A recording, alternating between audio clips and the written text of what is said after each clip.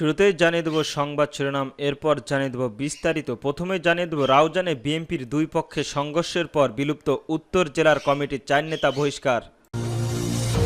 তত্ত্বাবধায়ক ও নারী আসন নিয়ে যা বলল বিএনপি। এতদিন কিসের জন্য আমাকে ব্যবহার করেছেন বললেন নীলা ইসরাফিল। এবং সর্বশেষ জানিয়ে দেব জুলাই সনদের ভিত্তিতে নির্বাচন হতে হবে বললেন নাহিদ ইসলাম।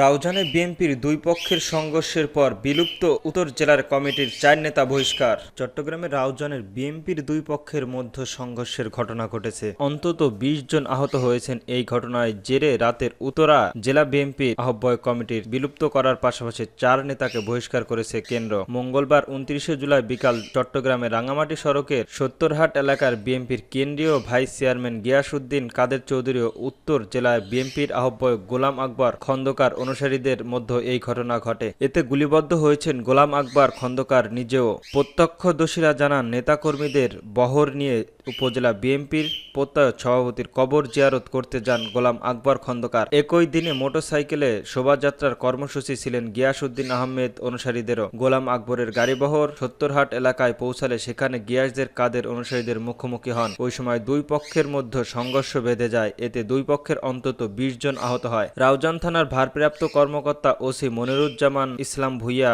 বাংলা নিউজকে জানান, এক পক্ষ কবর জিয়ারত করতে যাচ্ছিল, অন্য পক্ষ শোভাযাত্রা করছিল। সত্তরহাট এলাকায় দুই পক্ষ মুখোমুখি হলে নিজেদের মধ্যে সংঘর্ষ জড়ায়। এতে উভয় পক্ষের প্রায় 20 জনের আহত হয়েছে বলে খবর পেয়েছে পুলিশ। ঘটনাস্থলে গিয়ে পরিস্থিতি নিয়ন্ত্রণে আনে। বর্তমানে এলাকার পরিস্থিতি স্বাভাবিক হয়েছে। এদিকে সংঘর্ষের পর উত্তর জেলা বিএনপির আহ্বায়ক কমিটির বিলুপ্ত করা হয়েছে। পাশাপাশি উত্তর জেলা বিএনপির 4 নেতাকে বহিষ্কার করা হয়েছে। মঙ্গলবার 29 জুলাই রাতে বিএনপির সিনিয়র যুগ্ম মহাসচিব অ্যাডভোকেট রুহুল কবির রিজভী স্বাক্ষরিত এক সংবাদ বিজ্ঞপ্তিতে এই তথ্য জানানো হয়।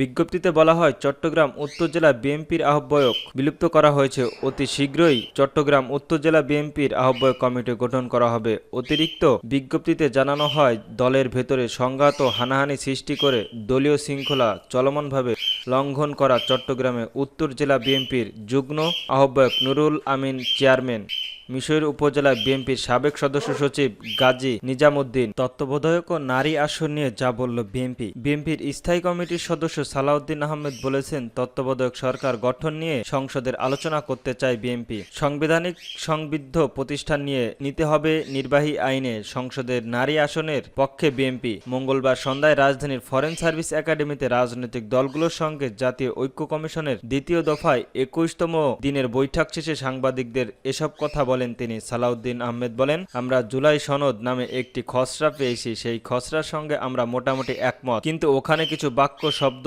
প্রণালী ইত্যাদি নিয়ে কারো কোনো মতামত আছে কিনা সেই জন্য সব রাজনৈতিক দলগুলোর কাছে দিয়েছি। আমরা আমাদের যে সংশোধনীয় থাকবে তা ভাগাশত বাক্য অঙ্গীকার দিয়ে আমরা একমত। আমরা যা যা সংশোধনীয় বা আপত্তি থাকবে সেটা আমরা কালকে জমা দেব।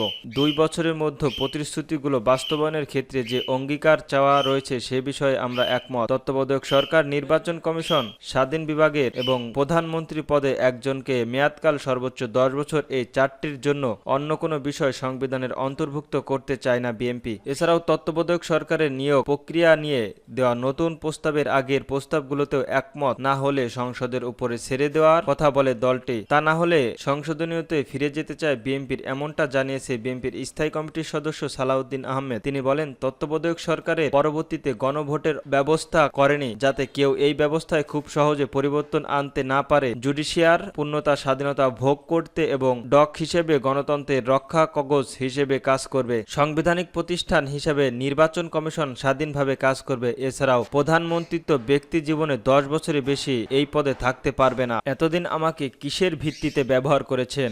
জাতীয় নাগরিক পার্টি থেকে নিজের নাম সরিয়ে নীলা ইসরাফিল সোমবার 28 জুলাই এই ঘোষণা দেন তিনি। এরপর দলটির সদস্য সচিব আক্তার হোসেন গণমাধ্যমকে বলেন, নীলা ইসরাফিল এনসিপির কেউ নয়, তবে সে নাগরিক কমিটিতে ছিল।